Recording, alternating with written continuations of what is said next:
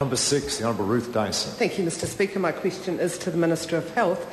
Does he stand by his statement in relation to health funding that, quote, "The important thing is not how much extra money they're getting, it's what extra services you are getting as a taxpayer"? The Honourable Tony Ryall. Mr Speaker, every DHB provides several hundred different services each year to meet the changing needs of their population. And under this government, frontline services overall are increasing, as has the budget, by $512 million this year. So I do stand by that statement. Honourable Ruth Dyson. Does he agree that taxpayers see the services of an overnight supervisor in an IHC home as a frontline service? The Honourable Tony Ryall. Yes, and there's no doubt that taxpayers would see the provision of frontline services in an IHC home as being important. The issues that have been raised by the current court action are quite significant for New Zealand, and those matters are being dealt with presently. Supplementary. Honourable Ruth Dyson. Will he put the extra money in to support those frontline workers in the health and disability sector to ensure that people with intellectual disabilities will not have to return to live in large institutions of the past? Or will he continue to refuse to provide the funding to pay those staff the minimum wage? The Honourable Tony Ryall. Mr Speaker, what I can tell that member is that her government was briefed on this matter and no action was taken. The case has very significant implications for the rest of the economy, and the liability, in fact, rests with the provider. A few days ago, the Labour Party promised $270 million to remove GST off fruit, and now they're promising $500 million in back pay. The Minister took absolutely no notice of the Speaker on his feet at all. That's not acceptable. Point of order, the Honourable Point of order, Annette Mr King. Speaker. I listened very carefully to my colleague's question, and then I listened carefully to the answer, and the Minister immediately went into a description of Labour's policy. The member asked a very straight question about what the government would do. This government, we didn't hear an answer. Well, I think the first part of the Minister's answer was acceptable in that he didn't refer to Labour Party policy, he referred to what the previous government had done, and ministers can report what the previous government had done. However, he then started to, when the member got to her feet on a point of order, started to go into what the Labour Party may have said recently or done recently. That is not a matter of ministerial responsibility.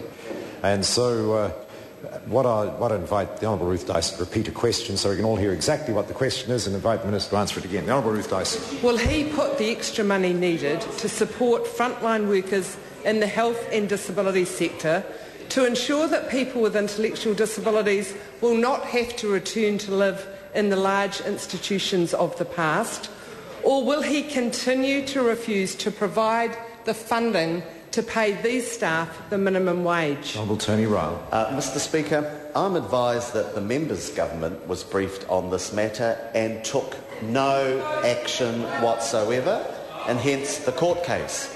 The case has very significant implications for the rest of the economy, and the government is clear.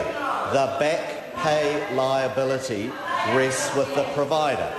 Once the court case has been completed, the government will review its options as going forward, but the liability rests with the providers, even though the Labour Party has promised to pay the $500 million back pay. Dr Paul Hutchison. Where's the money coming? Order. Order. I ask the House, please, to show a little respect today. I've called Dr Paul Hutchison. Thank you, Mr Speaker. To the Minister of Health, what reports has he received recently on increased frontline services? The Honourable Mr. Tony Speaker, Ryall. in recent months, the government has announced the number of patients receiving elective surgery in the past year increased by over 8,000, more than 4 times the average achieved under the previous government. Today I can inform the member that as well as this very large increase in elective surgery, the number of people benefiting from urgent or acute surgery has increased by nearly 4,000. This means that in the last financial year, over 12,000 more patients have benefited from additional surgery, both acute and elective, which is yet another example of improved frontline services under the National-led government. Hon Ruth Dyson. Has the Prime Minister expressed any concern about his refusal to pay the IHC caregivers the minimum wage? The Honourable Tony Ryall. Mr Speaker, the Prime Minister has expressed to me his view that the liability lies with the provider, and it's extraordinary that within a week of promising to spend $270 million to take GST off fruit and vegetables, the Labor Party is promising another $500 million for back pay and another $80 million ongoing. A point of order has been called. The Honourable Darren Hughes. My point of order is in support of the earlier one raised by the Deputy Leader of the Opposition. As a diversionary tactic, ministers are not allowed to refer to the policies of the opposition party. They've got to be responsible for their own policies and what they're doing, and speak about those with some conviction. Order. Point of order has been called and is being considered. I accept the point of order the member's making, but he knows it's a long practice in this House that ministers do make passing reference. In all my 26 years in the House, to me the important issue is that the minister should answer a question before making any such reference at all. If I try to stop ministers making any such reference, I think I'll be departing a fair way from previous practice, so long as there's not any more than just in passing. And I believe that was in passing the member made order. But ministers should be careful how much they allege policies, or any other parties in this House have certain policies, because they're not responsible for those policies at all. The member's quite right. The Honourable Ruth Dyson.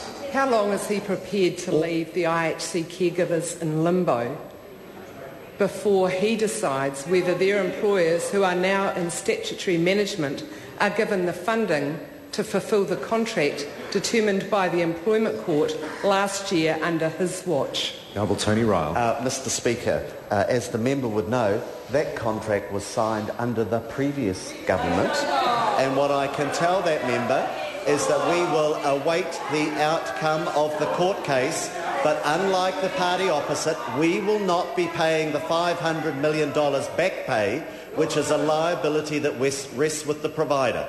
If that party opposite thinks it has $500 million to spare on that matter, then they should explain where it's coming from. Question number 7, Jonathan Young.